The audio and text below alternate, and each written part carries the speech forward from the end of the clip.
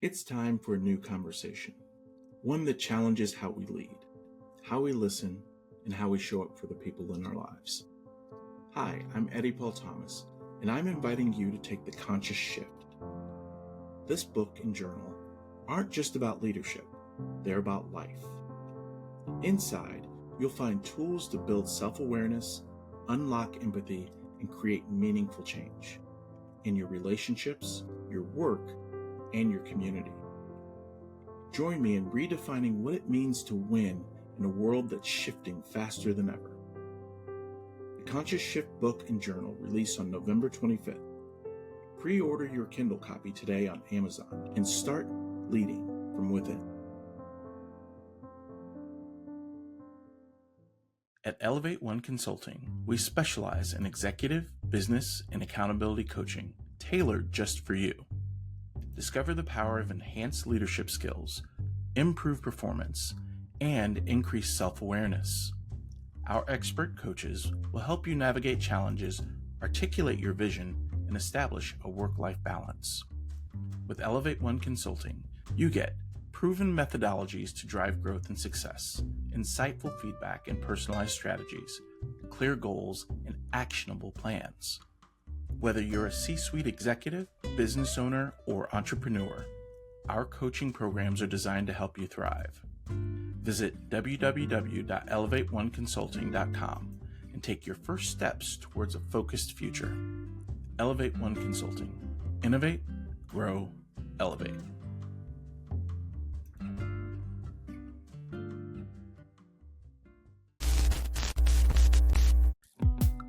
Welcome back to the Unbroken Place, where it begins and ends with empathy. I'm your host, Eddy Paul Thomas, and on today's episode, we have an incredible guest who embodies resilience, determination, and empowerment. Krystalore Cruz is an absolute powerhouse. She's a former NFL cheerleader, a 20-year veteran of the United States Air Force, and an accomplished athlete who's completed an unbelievable 26 marathons. But that's really just the beginning. Krystalore is a fitness and emotional intelligence coach, motivational speaker, author, and leadership consultant whose mission is to empower you to push beyond your limits through her #CruiseBeyondLimits movement. In addition to having Miss Cruz as our special guest today, we also find ourselves at the end of season 1 of the Unbroken Place. It's been an incredible journey, bringing you heartfelt stories, thought-provoking discussions, amazing guests who have shared their insights on resilience, growth, and the transformative power of empathy. We'll be taking a break to prepare for an exciting season 2 coming to you in 2025. Next season, we will dive even deeper into conversations that focus on increasing empathy at work, at home, and in the world around us, with even more phenomenal guests and topics that will challenge you and hopefully inspire you. Thank you for being a part of this journey and for helping us create a space for connection and understanding. As always, you can share your thoughts, questions, or even topics you'd like to hear more about at hello@eddypaulthomas.com. Wishing you and your loved ones a safe, restful, and joyful holiday season. Let's go. Krystalore, thank you so much for joining us on the Unbroken Place podcast. We're so thrilled to have you on. In particular, in this time, leadership is something that, has a lot of foundational elements. And one is one that kind of both of us resonate with, which is that it starts with yourself. And, just kind of reading so many of the things that you've put out and looking at some of your videos, I couldn't imagine a better person to have on for this topic. So thanks for joining us today. Thank you so much for having me. Absolutely. Well, let's start here. So one of your mottos is leadership starts with you. How do you define self-leadership, and why is it foundational to effective leadership? Yeah, I would say that, like I said, like you mentioned, leadership starts with you. And it starts with a foundation of knowing yourself to the core and having a growth mindset. and Mm. really learning and getting curious about who we are, how we see the world, how we navigate all life stressors and pressures, and how we're able to connect with other humans. So I Yeah. really think it starts with a curiosity and a willingness to learn and grow Yeah. through life. Outstanding.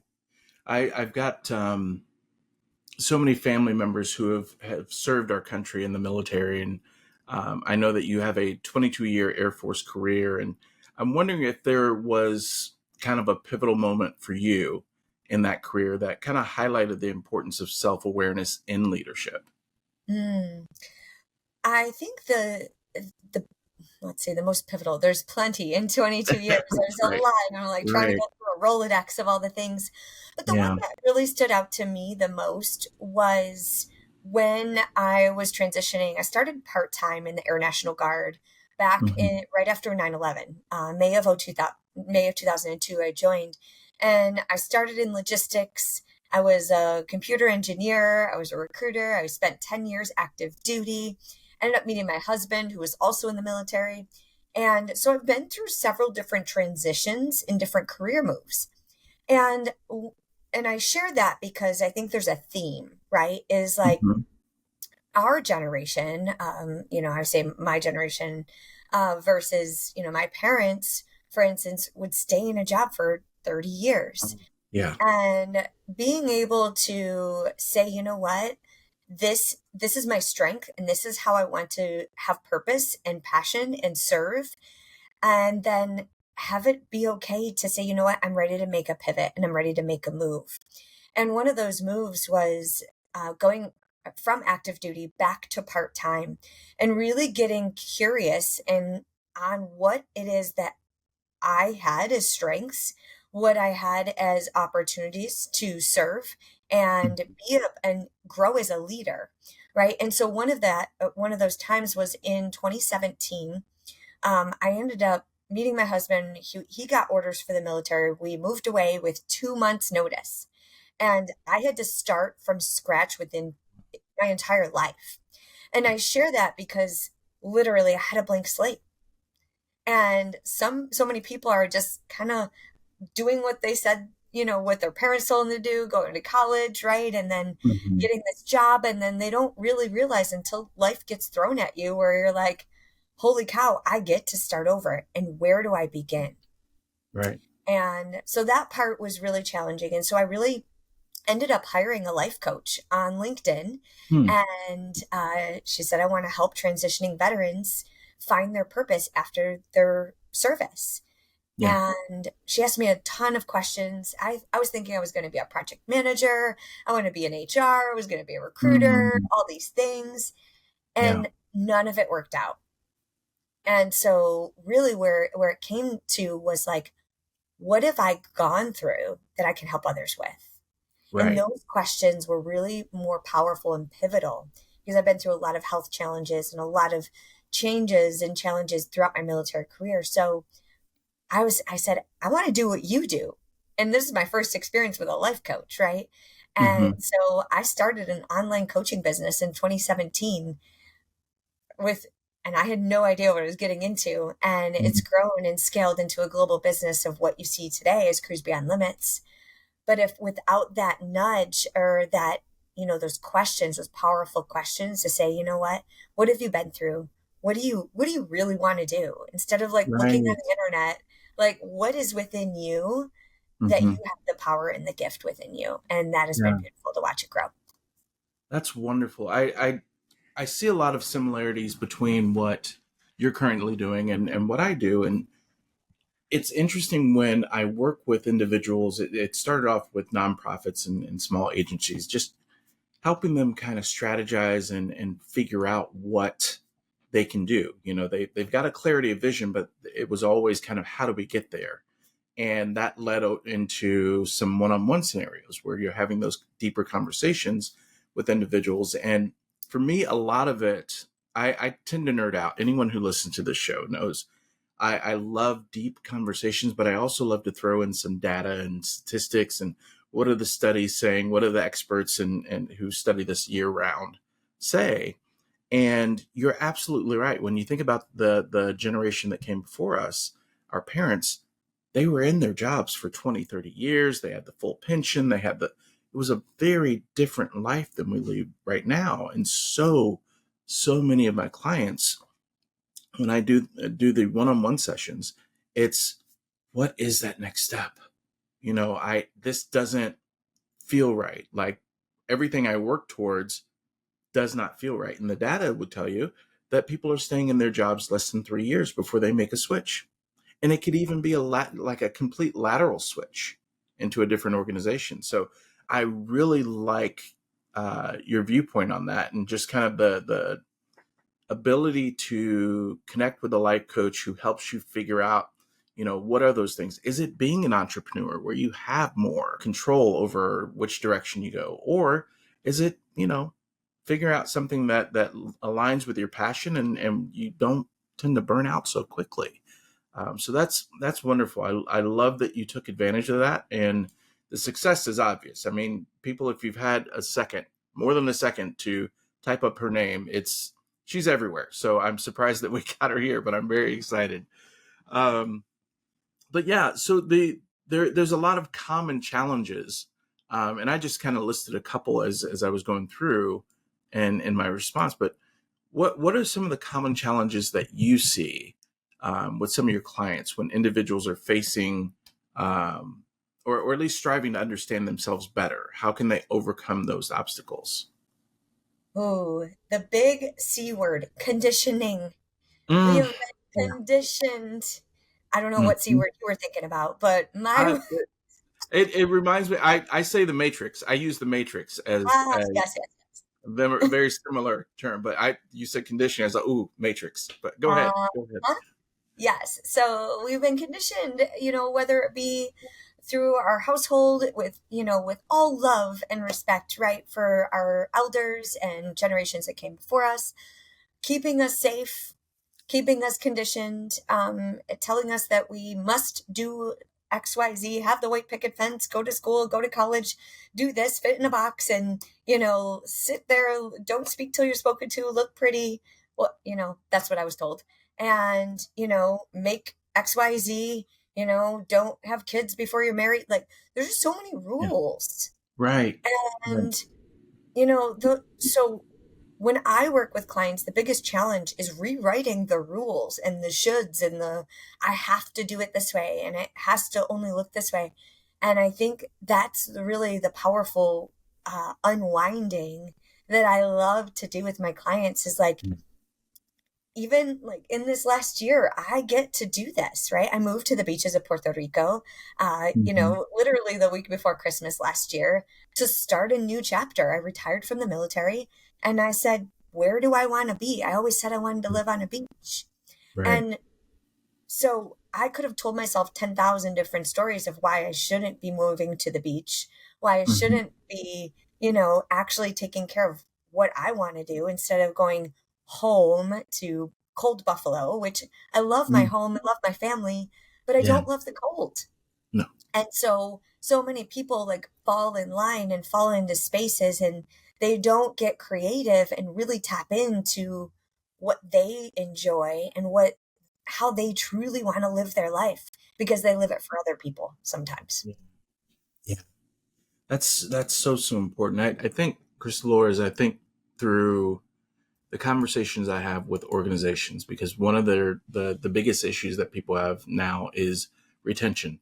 Keeping their employees there. We talk about culture and all of these other things, but I tell them, you know, a lot of it has to do with hiring as well, how you bring people in.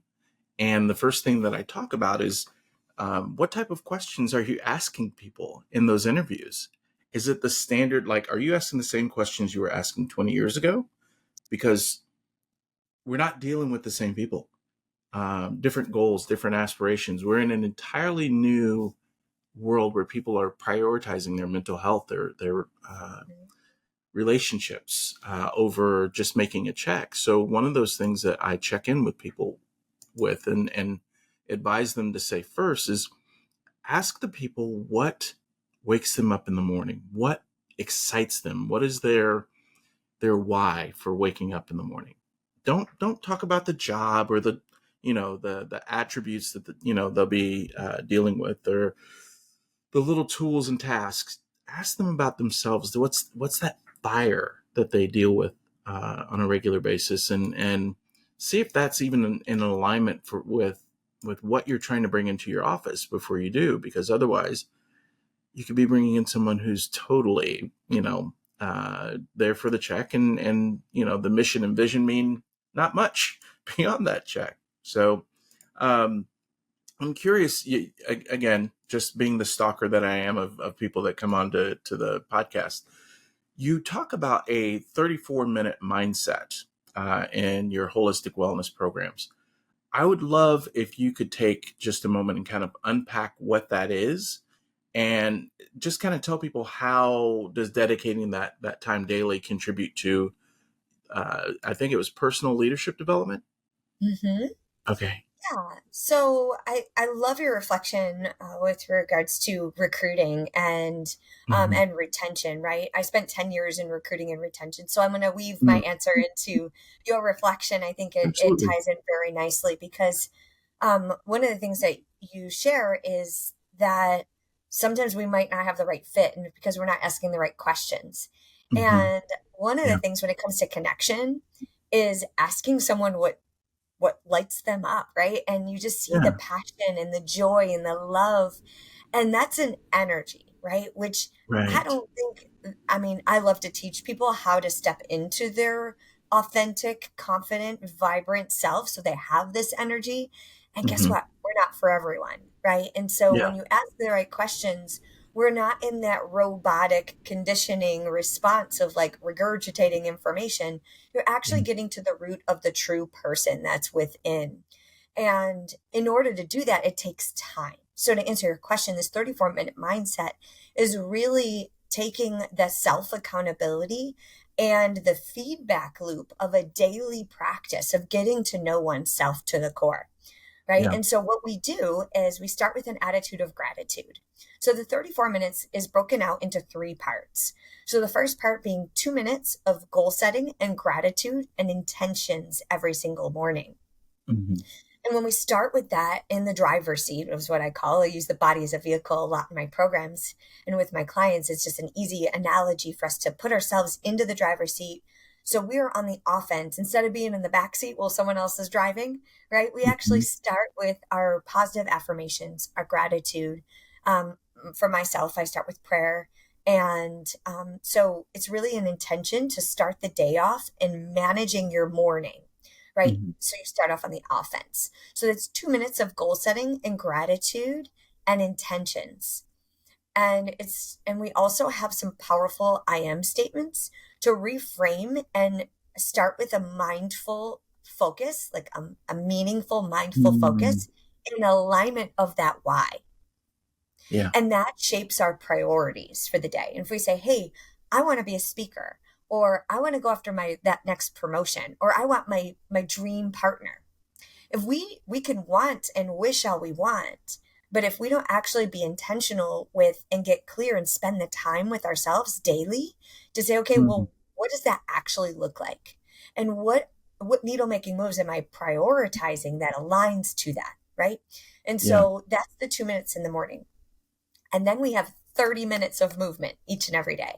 Yeah. So Mm, 30 minutes of exercise, sweating, clearing the gunk out of the brain, and really just moving the body helps yeah. process everything that's happening, right?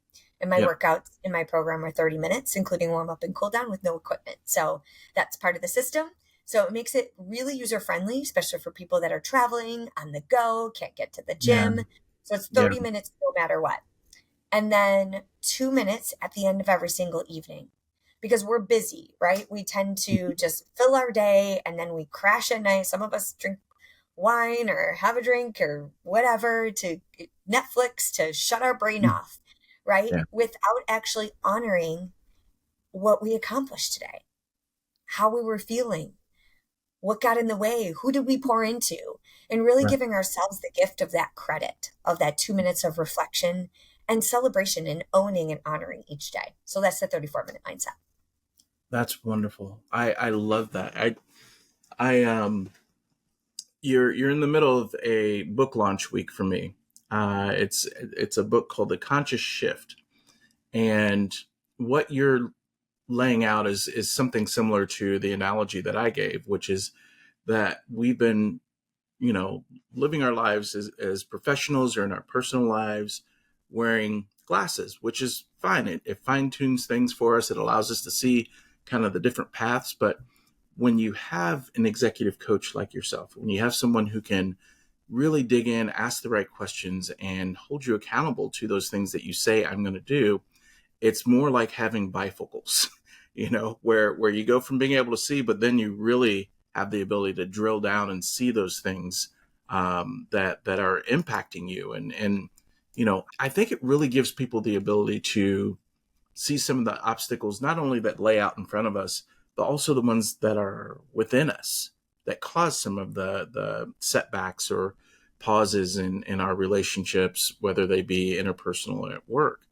And one of the tools that I love that I've read that you speak on as well is that of emotional intelligence. And so when I think about, your executive coaching, what kind of tactical strategies do you recommend for leaders to enhance that EQ or emotional intelligence? Mm.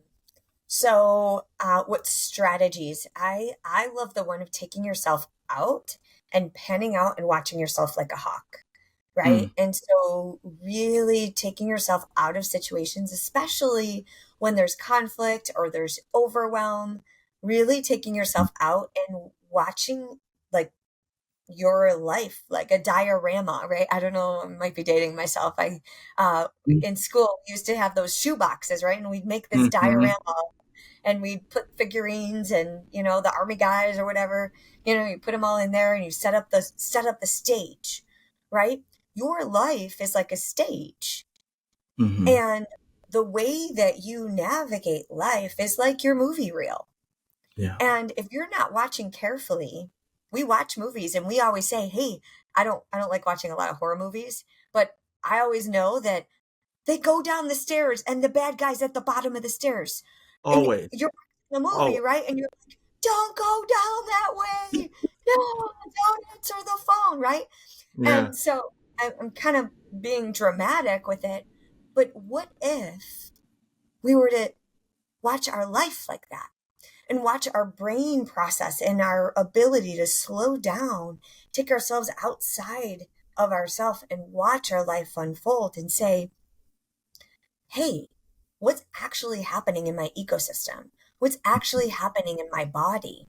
What's actually happening in my relationships? What is true and what is being assumed? And when we assume, what happens when we assume, Of but we course. fill Yeah. the air, right? And I think a lot of times when there's conflict and when there's drama or stress and anxiety, our brain tends to go haywire and it gets disconnected from our body. And Mhm. so that mind body connection gets lost.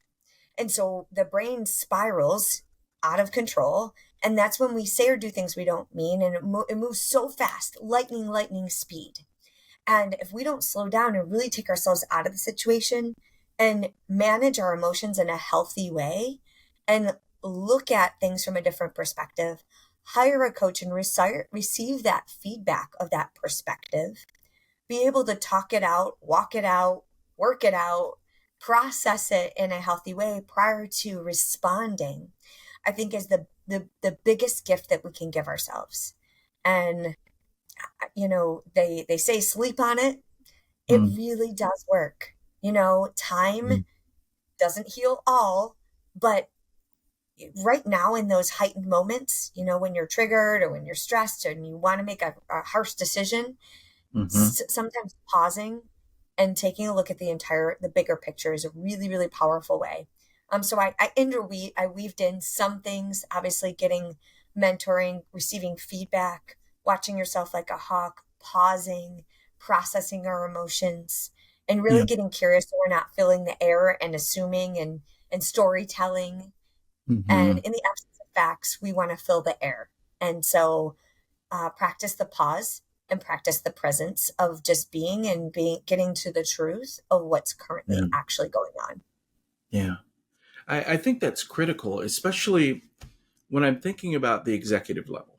It's one thing to be entry level or even management. As you kind of work your way up the ladder, there's a general mentality that once you've gotten to the top, you're there. That's it. You're the smartest you're ever going to be. You're going to earn the most you ever have earned, and all the accolades are there. So you need nothing. But it's not true. And it's exactly what you're talking about. Some of those things where you have to have that executive coach or someone who's still pouring into you, and helping you to be able to pull back and see that 50,000-foot view of what's going on in your life, so that you can see, oh, I had a really tough conversation with my spouse last night, and that's really pouring into this meeting. And Joe and Sandy have nothing to do with me being a jerk right now. Just um, having someone who can, have that honest conversation with you. And I'm not that I'm against therapy. I'm very pro therapy, but just in terms of professional life, having that coach who can have those real conversations with you and say, I've been the COO, I've been the CEO, I've been there. Let me help you avoid some of these pitfalls is such a critical tool, for our leaders to have. You touched on one thing, and I think it leads perfectly into my next question, Krystalore, which is, I know that you've led plenty of workshops, and they were on temperament and personality, I believe. How can understanding one's personality traits improve leadership effectiveness? Yeah, so it improves the communication level, right? And Hmm. back to the self-awareness and knowing oneself, knowing your own personality and your own temperament, knowing the way in which you see the world, what makes you tick, what brings you joy, what Hmm. what your triggers are, how you want to be approached, starts with you, right? Leadership Yeah, starts with you.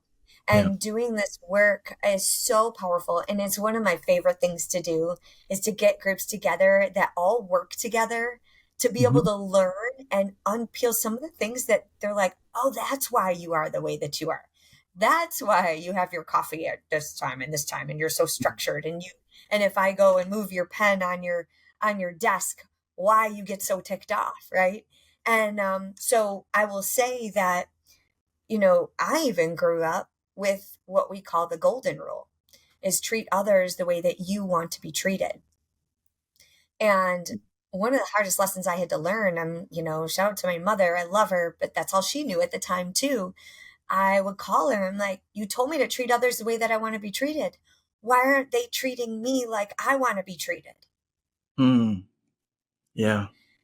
And others aren't trained that way, right? And so my goal is to train everyone with a level of empathy to treat others the way that others care to be treated. And so Yeah. that's the platinum rule, is really saying like, hey, how can I meet them where they're at? We Hmm. might be different, but understanding different temperaments and different perspectives, that cognitive diversity really helps bring people together. Yeah. And you can make different decisions. You might, instead of, like, for instance, you might want to, as you go to work in the morning, right? You're like, do, do, do, hello, good morning, how's it going? And some people don't respond to you. Yeah. Some people are like, don't talk to me until it's time to go to work. Like, I don't need small talk, right? And you Yeah. might think for someone that loves that, that good morning and that connection first thing, you might be like, what's your problem? Well, you got beef with me? But really, Hmm. it's their temperament and the lens in which they see the world. So Right. there's certain personality types that don't enjoy that small talk, that just want to get to business. Leave me alone. I'm fine on my own. I don't need to say good morning. I don't need to be at the coffee. I don't need Yeah. to be at the water cooler. And so really just using these tools and these assessments to navigate and see, to get curious about human behavior and psychology and human development and how we connect. And it's just a really beautiful perspective. Yeah. And and one of the things that I love about this is it transcends across all generations too. Hmm. And So this isn't just stuff at work or in the military, right? Yeah. This is how you can parent, how you can be a better spouse, a better Yeah. friend. Um, Yes. I teach, when I do workshops, I find out who's a parent, right? And I find out what their children's temperament is. And then we get into parenting, we get into intimacy and finances, like how people, it's just so powerful. And Yeah. so I could go on for hours about this. As you can tell, I'm very passionate, but Yeah. I think it really opens up more connection. Hmm. And we spend more time, especially in the workplace, you spend more time with your people that you work with than you do your own family sometimes. And we have Yep. to turn parts of us off to go to Hmm. work. And then we have to like be someone else at home. And then we got to be someone else at church. What if you could be all of you everywhere you go and understand this flow and this ease of being authentically to you? And that just takes time and intention. Yeah. Thank you for weaving John Legend into my podcast. That's, that's great. Oh, yeah. um, the I couldn't agree more with what you're saying. It's compartmentalizing or even code switching in some cases. It's just you're being a fractional portion of yourself. And I when I sit and do very similar workshops with individuals, we start with a very big question: how many hours a week do you work? And it gets tricky because some people don't want to say more than 40 when they know they're working 60 or 70. But Uh-huh. we have that honest question. What does that look like for you? Okay, great. How many of your parents? How many of you have a significant other? How many of you, just going down the list, they all learn that they spend significantly more time at work than they do with their families. And so, what do you have in the tank when you get home? And are you the same person at home as you are at work? Are you allowed to be that person? And so it takes us down some very interesting avenues when we're having those discussions. But the one thing that you brought up, and I love the fact that you don't shy away from talking about diversity, equity, and inclusion, especially in the military. That is really admirable for me. I love that people are still tackling that. They're not afraid to mention it. But aside from the moral side of it, which is it's very clear what the moral side of it is, there's also a huge benefit to dealing with your unconscious bias, to learning what inclusivity means. It doesn't mean, oh well, hold on, let's make sure that we have these religions and these skin colors ticked off on a box. There's a huge benefit to every organization, and there's people who have listened to this podcast know I have read all the studies off to everybody, but I would love just to pick your brain on two things. So one, for you, what role does unconscious bias play in leadership, and what practical steps can leaders take to mitigate the impact? That's question one. I'm going to load you Okay. up with a second one here. Can Oh you gosh. discuss the importance of inclusive leadership and how leaders can foster that culture where everyone feels valued? Yeah. Okay. So I'll tackle the unconscious bias part Uh, first. I think the importance of understanding our biases takes mhm, an act of courage, and it takes time, and it needs to be done in a safe environment, mhm, psychologically safe. So that's one of the things that I love to do is to provide that psychological safe space for everyone to freely be and question, right? And it's that deconditioning too sometimes, right? There's that mhm, conditioning word, right? Is like this is what was said at my dinner table when growing up, and that's just how I learned how to navigate life. What's safe, what's not safe, what's familiar, what's not familiar. And I think it's an act of courage to really sit at the table and be open and vulnerable and challenge some of those biases and yeah, understand where we might have some blind spots and where we might have stories in our brain and belief systems that I'm just going to say it, like sometimes it's just because that's what we were told, and we just take that on, Yeah. right? And I think we all have an opportunity to get curious about the stories that we've been telling ourselves for many, many years and say, is there another way? And really just get curious without judgment, and just like, let's look at ourselves, self. Let's say, hey, what is actually happening? And why is it that we make the decisions that we do? Why do Mhm. we choose the partners that we do? Why do we choose the friends that we do? Why is it that we gravitate towards certain people and stay away from other people, right? What is that? It's not just energy. Mhm. And so the more that we can get curious within of, hey, like, let's spend some time and see, like, and I could tell you stories, and that's why I got into this work, Mhm. being a woman in the military and how I was brought up and all the ways that I was conditioned. I had to live my life Yeah. a certain way and I just didn't have choices in some areas of my life, and or I didn't feel that I had choices, right? And so as an adult, we have an opportunity of that choice to say there could be another way, and getting curious and say, like, why am I like this? And can we um, change that narrative? And so I know you love to get geeky with neuroplasticity, and Yes. like, we get like cue previous conversation of like, if you are in a life transition, you have a blank slate. Yeah. So I've heard the analogy of bias and challenging biases and challenging these belief systems and neuroplasticity as a snow hill. So I don't Mm. know if you have snow where you're at, but in Buffalo, we had snow hills. We would go sledding, tobogganing. Mhm. And so when we have that snow hill, right, we go up the hill, we walk up the hill and there's tracks, right? You follow the tracks. And Mhm. that's just, you just follow along because that's the paved way. And then Yeah. you go down the same track of the path of least resistance, right? Is not the one last traveled. It's the track Right. that's already there.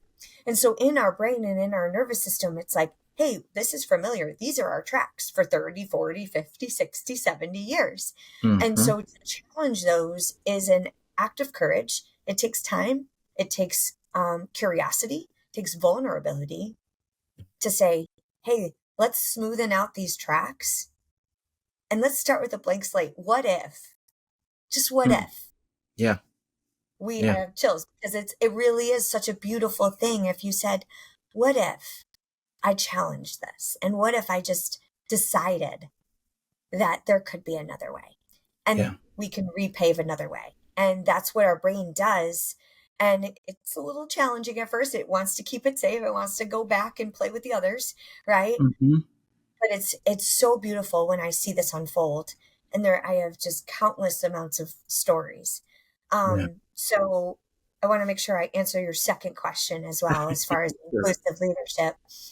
I do believe that, starting with you, um, recognizing where your biases are, understanding your thoughts, your emotions, your triggers, your joys, your needs, your value systems. The deeper, the more internal work that we do on our own, the more we're able to connect and see through the lens of others with compassion and empathy. Yeah. And I too am a big believer of therapy. I'm actually in certification for trauma informed Mm. therapy. So I am also a coach and a therapist, which is really Wow. cool. So I Yeah. have some extra skills to understand the mind body connection and Mhm. how people need to process their life experience and their lived experience. And so the more that we can get curious and lean into that discomfort for growth, and be humble and really just say, you know what, I'm not meant to do this life alone, and I don't care how high in the CEO, the C suite, or how much money I'm making as a business. I know that I need someone else in my corner, and Yeah. that's a humble experience, but it's beautiful Mhm. because the more tuned in and the more tools that you receive as a Mm. leader, and the more you challenge your blind spots and you create those new pathways, when we stop growing and we stop getting curious, that's when you're you're just not relevant.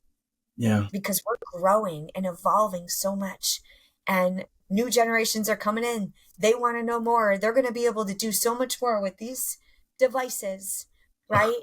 And AI and all the things, right? So if we don't tap in, and then we age out. So those are my thoughts on it. yeah. Yeah. I think it's fitting. There's so much to what you're saying, and it's I'm seeing even more. We talked before jumping on here that so much of what we do, it's already overlapping and weaving in terms of the work we do.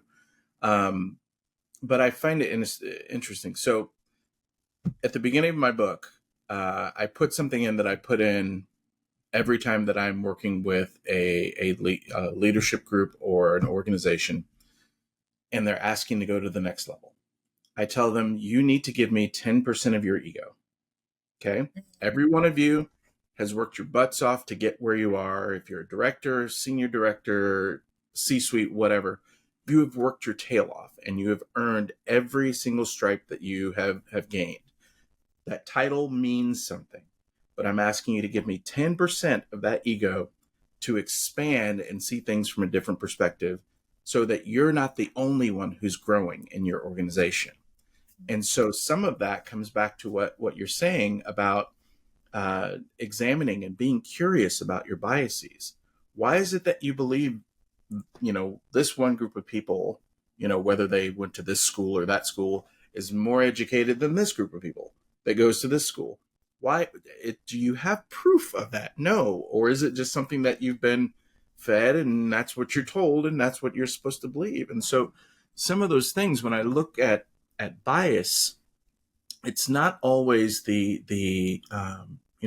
absolute degradation of another group. It's just when a decision is being made, sometimes that bias keeps someone else from getting that bonus or the raise or whatever it is in the organization, and it does have an impact on your people. The other part, as I kind of examine some of the things you were saying, I'm going to go back to something you said in the very beginning of our conversation, which is that you are kind of a fitness nut, that you're absolutely out there all the time, and it's a part of some of the retreats that you and workshops that you do. I'm curious, how does physical fitness influence one's ability to lead or the capabilities to make decisions? Yeah. Oh gosh. So physical fitness is part of your self-management, right? So when we break apart emotional intelligence, there's four main components. Mm-hmm. There's the self-awareness, then there's self-management, and then there's social awareness and relationship management. So four main components. So fitness falls into the self-management category of managing our emotions and processing them in a healthy way. So being able to blow off steam and make sure that we are pouring into ourselves first so that we can serve others, right? And so often I see it every single day, and it pains me so much because my mission is to help empower everyone on the planet put themselves and their health first for 34 minutes a day, Yeah, right? And so so important. what happens is we just pour out, and the famous saying is you can't pour from an empty cup, right? We Mm-hmm. just pour out, and then our own health and fitness takes a back burner.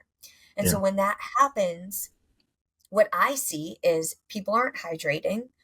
They have sugar cravings, drive through cravings, Uber Mm. Eats, then Yeah. it piles up, and then we work, and then we busy, and then we have happy hours, and then we have the holiday parties, and then we have Mm-hmm. vendors that, buy us stuff, and we're like, so it's a snowball.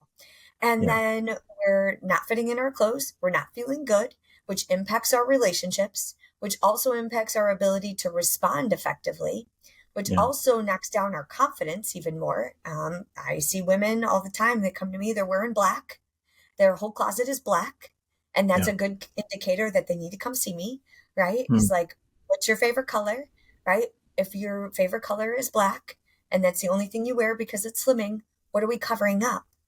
Yeah. Right? And Yeah. so understanding that this confidence gets knocked down, which also plays a role in your ability to perform as a leader. and to be charismatic and to be energetic and to be grounded in your truth and in what how you want to serve others. It Yeah. all intertwines, and it's a mind body spirit connection with leadership, and that's really what I love to implore it with the holistic wellness approach, right? Yeah. And so I think it matters, and that's where the third just 30 minutes, right? It can go a long way. Yeah. That's great. I believe in that myself for sure. It's a part of the Thomas household here. So yeah, that's it's. I'm wondering, because you've said a couple times now that you have stories upon stories. I would love if you could just share one with our listeners about how your leadership training or working with someone kind of led to a breakthrough for someone. Let's see. So there was a particular group, actually in a hospital that I was working with, Mm-hmm. and there was a lot of conflict and a lot of reports that were being made about the leadership. Yeah. And whenever there's a changeover in leadership, that's when they typically come see me. They're like, "Hey, we need a refresh."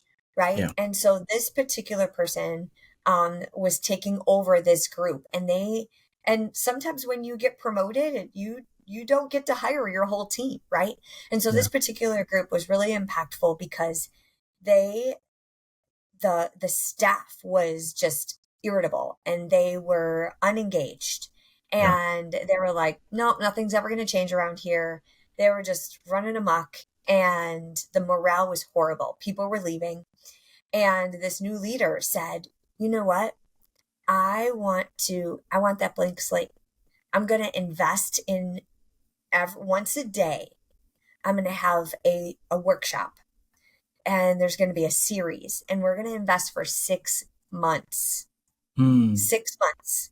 And Yeah. there's going to be an option for you to take yourself out of work to be able to not sit around, but learn, learn about the human behavior, connect together.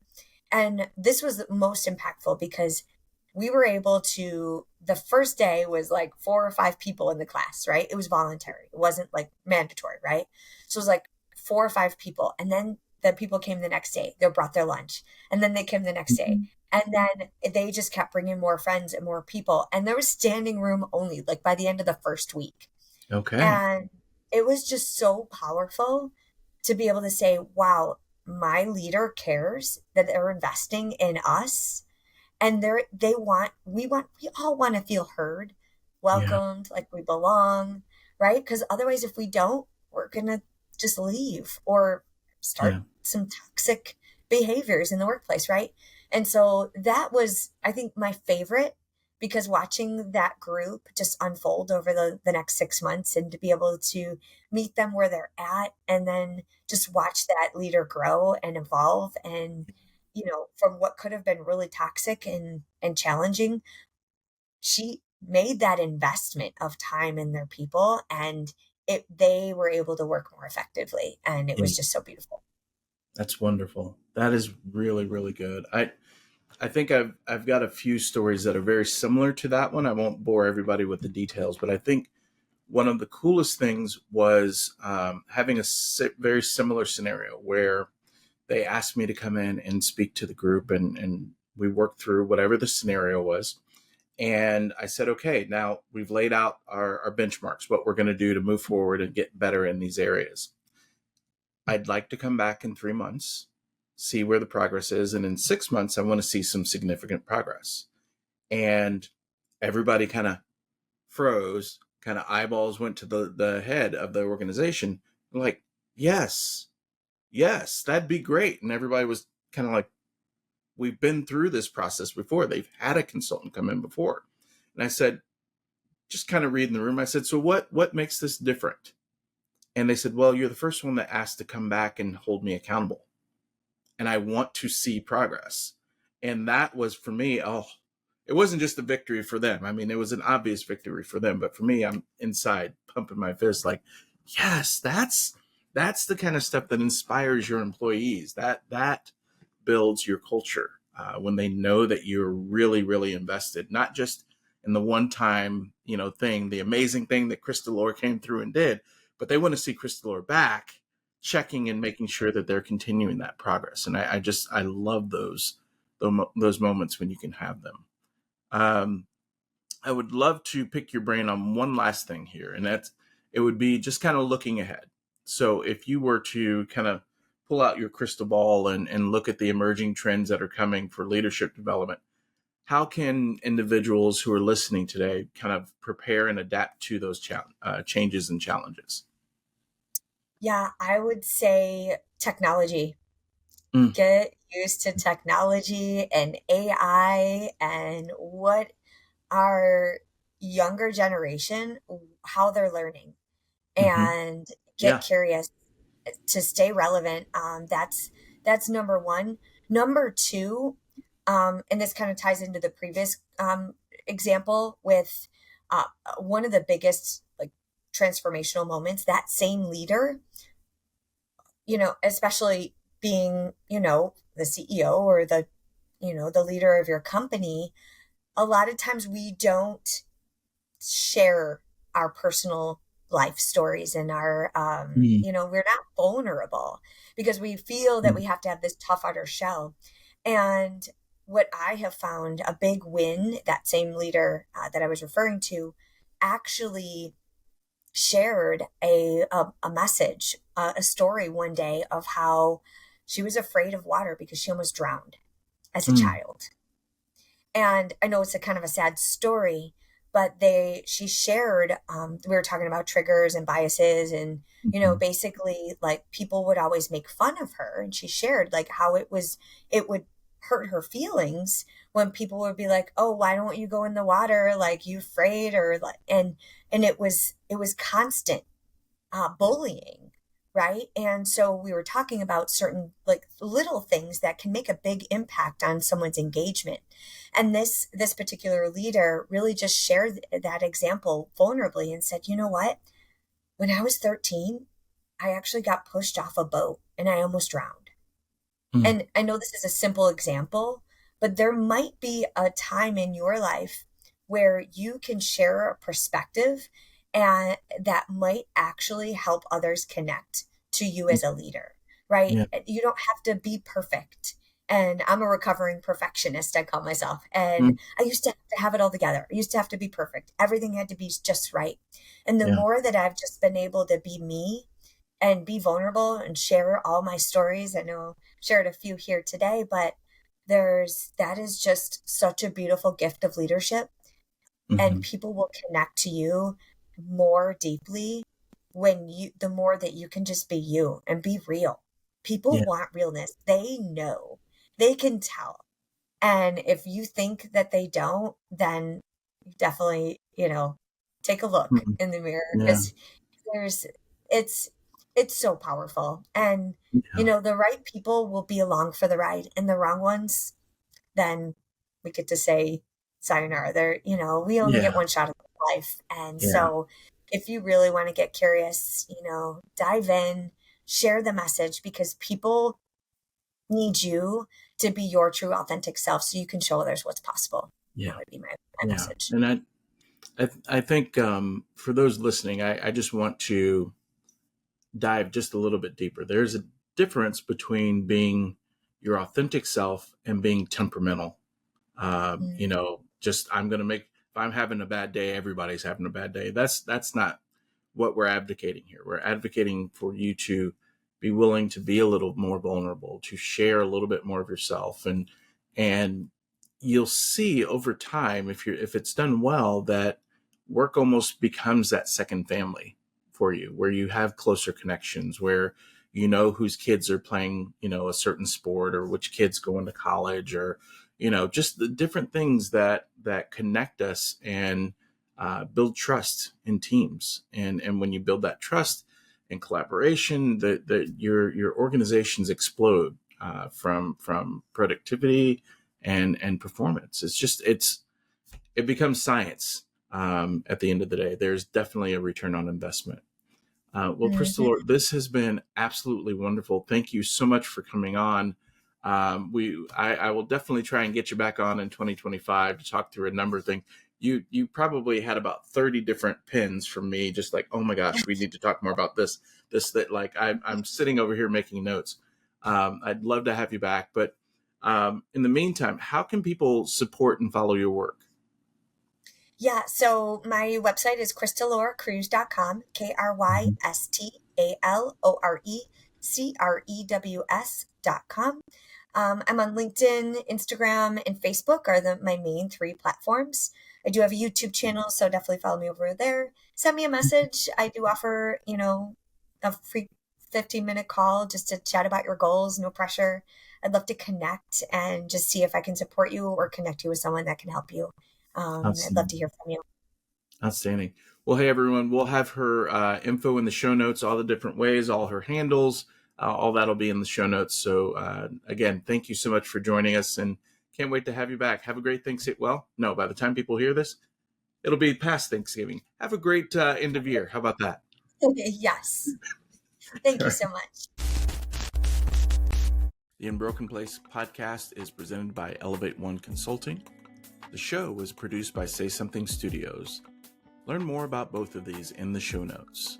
The show's music is performed by Little Glass Men and Captive Portal. We want to thank you for being a part of the Unbroken Place community. Look for an ongoing conversation on Instagram and Facebook at the handle @UnbrokenPlace. You can also find some helpful resources at eddypaulthomas.com. Make sure to sign up for our newsletter called OK on Second Thought on LinkedIn. Until next time, one love. Imagine a place where the untold stories of Black missionaries are amplified, honored, and celebrated. A place that bridges the legacy of the people of the way with the powerful missions work of today's African diaspora.